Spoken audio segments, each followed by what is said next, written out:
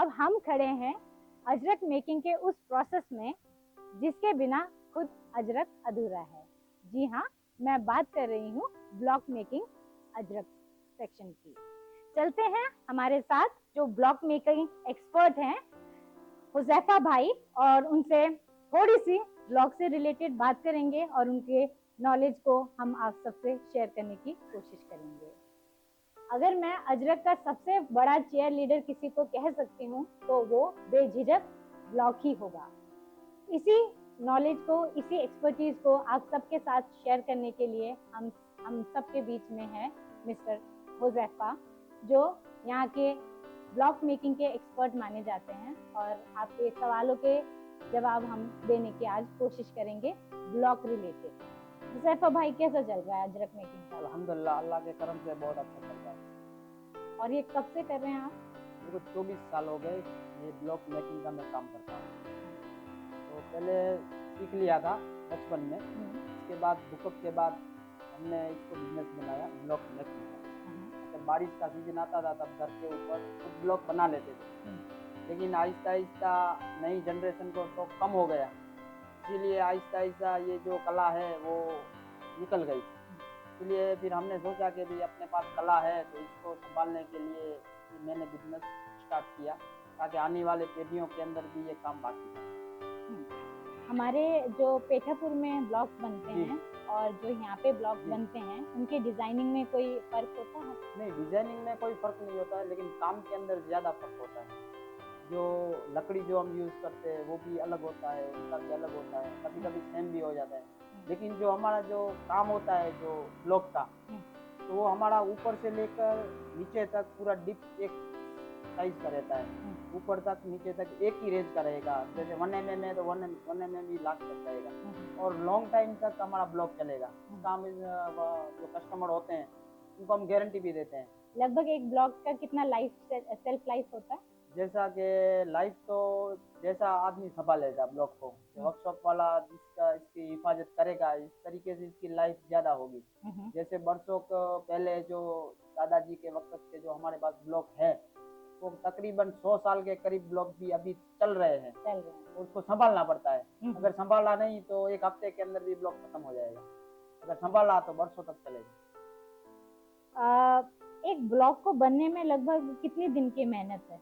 जैसा डिजाइन के ऊपर ज्यादा डिपेंड करता है। एवरेज अगर हम निकालना चाहे, एवरेज अगर निकालना चाहे तो एक सेट को तकरीबन 3 दिन लग जाएंगे। एक सेट पर 3 दिन लग जाएंगे। ये जो ब्लॉक्स हैं उसमें सबसे पॉपुलर कौन सा ब्लॉक जिसकी हमेशा ही डिमांड रहती है कि ये तो आउट ऑफ फैशन होगा ही नहीं?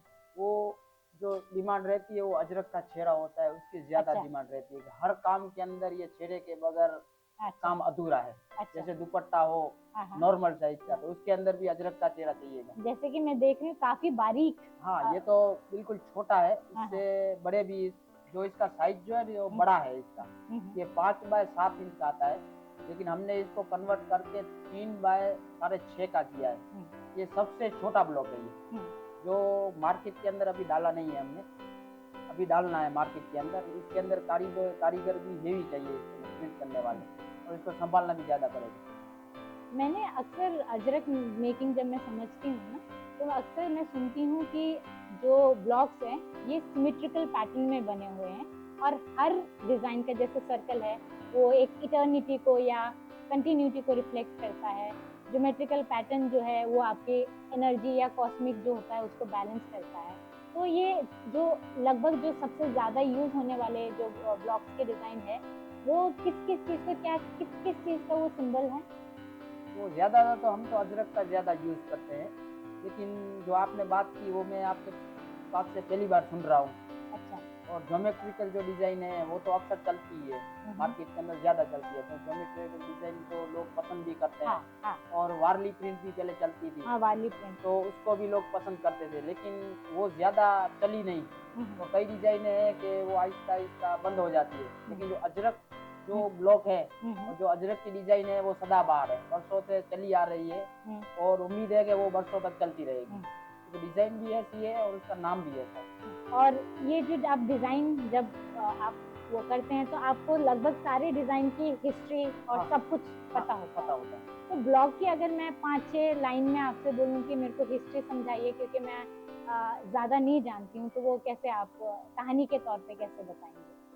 ब्लॉग का तो हम तक को मालूम है तब तक के जो प्रिंट के लिए जो चाहिए वो ब्लॉक ही होते हैं। पहले दौर के अंदर जो थे ब्लॉक, जैसे हड़प्पन संस्कृति जो है, जो धोलावीरा के अंदर जो गांव निकला है पहाड़ के अंदर से, उसके अंदर भी ब्लॉक निकले हैं। और तकरीबन बोल रहे हैं कि 5000 साल पुराना वो गांव है, तो उसके अंदर भी ब्लॉक निकले। मतलब ये होता है कि प्रिंट उस वक्त भी होती थी और कलर का काम उस वक्त भी होता था। तो पहले पत्थरों के अंदर कार्विंग करके लोग प्रिंट करते थे। जो हड़प्पन संस्कृति के जो ब्लॉक मिले हैं और उसके जो मोटिव हम देखें तो वो पत्थर के अंदर कार्विंग किए हुए हैं पूरे। और इसके बाद फिर मार्बल के ऊपर आया, फिर आहिस्ता आहिस्ता लकड़े के ऊपर आया। और हम जो करते हैं वो लकड़े के ऊपर ही ज्यादा पैटर्न बनाते हैं और ब्लॉक बनाते हैं। और वो वर्षों से ये लकड़े के ऊपर हमने देखा है, तब तक लकड़े के ऊपर ही ब्लॉक बन रहे हैं और हम बना रहे हैं। अभी तक नया कोई हमने सोचा नहीं है और किया नहीं है, तजुर्बा और एक्सपीरियंस नहीं किया। मेरा आखिरी सवाल, आपने बोला कि धीरे धीरे जो है यूथ का, जो नई जनरेशन है, उनका इससे बनाने में ध्यान नहीं कम है। तो आप अगली जनरेशन को कन्विंस कर पाए हैं कि तुम्हें ब्लॉक वाला काम करना है? तो कैसे किया आपने? वो बीच में तकरीबन 8-9 साल पहले यहाँ पे एक डेमोस्ट्रेशन भी रखा था अजरकपुर के अंदर। तकरीबन 30 स्टूडेंट आए थे और उन 30 स्टूडेंटों को ट्रेनिंग भी हुई थी। मेगा क्लस्टर एक संस्था थी, उन्होंने यहाँ पे आयोजन किया था कि ब्लॉक मेकिंग का एक वर्कशॉप किया जाए और सबको सिखाया जाए। तो उसके अंदर 30 बच्चे आए थे, अजरकपुर के ही थे। तमाम ने सीखा ब्लॉक, लेकिन अभी वो कोई 30 में से कोई ऐसा नहीं दिख रहा है कि वो ब्लॉक बनाता हो। लेकिन सीखा है, लेकिन अभी तक कोई ब्लॉक बनाता नहीं है, क्योंकि इसके अंदर जो ये ब्लॉक बनाने का जो काम है उसके अंदर एक तो ड्यूटी देनी पड़ती है कि 12 घंटे 8 घंटे एक जगह के ऊपर बैठकर ब्लॉक बनाना है। इसके अंदर अगर स्टार्ट किया तो फिर उठ नहीं सकते, इसको कंप्लीट करके उठना पड़ेगा। इसके अंदर एक ध्यान के साथ काम करना पड़ेगा, अगर ध्यान भटक गया तो ब्लॉक गया।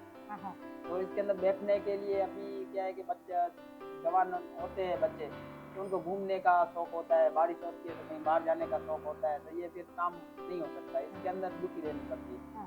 तो अगली जनरेशन के लिए मेरे बच्चे जो है 2 बच्चे हैं मेरे, तो अभी अल्हम्दुलिल्लाह सीख रहे हैं, तकरीबन आधा के करीब सीख गए हैं। और सोच रहे हैं कि अजरकपुर के अंदर एक और वर्कशॉप किया जाए ताकि इनको कहा जाए कि फिर हर घर के अंदर ब्लॉक बनाने वाला हो और एक डेमोस्ट्रेशन रखा जाए और सबको ट्रेनिंग दी जाए और सबको कहा जाए कि हर बच्चे को आप ब्लॉक सिखाओ, तो ये काम आगे बढ़ेगा और हर घर के अंदर ये जो कला है वो बाकी रहेगी। अगर आप जो ऑडियंस सुन रही है या जिन तक हम पहुंच पाए हैं, चाहे वो कितनी भी संख्या में लोग हैं, उनको अगर ब्लॉग के बारे में कुछ साधारण से शब्दों में समझाना हो तो आप कैसे समझाएंगे?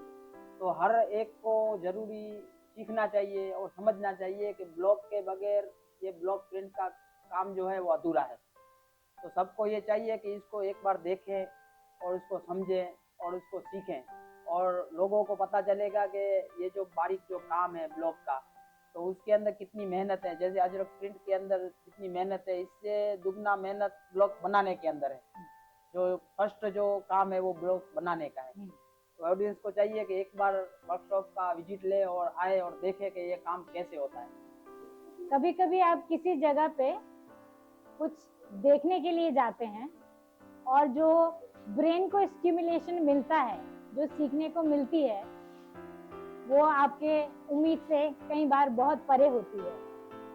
और ठीक ऐसा ही अनुभव मैंने आज भाई के साथ बैठ के महसूस किया। और जो मुझे 9 से 5 की जॉब बड़ी मुश्किल लगती थी, आज मुझे लगा कि हमारी विरासत संभालना उससे भी कहीं ज्यादा मुश्किल है और मुझे भी शायद और पेशेंस की बहुत जरूरत है। Thank you.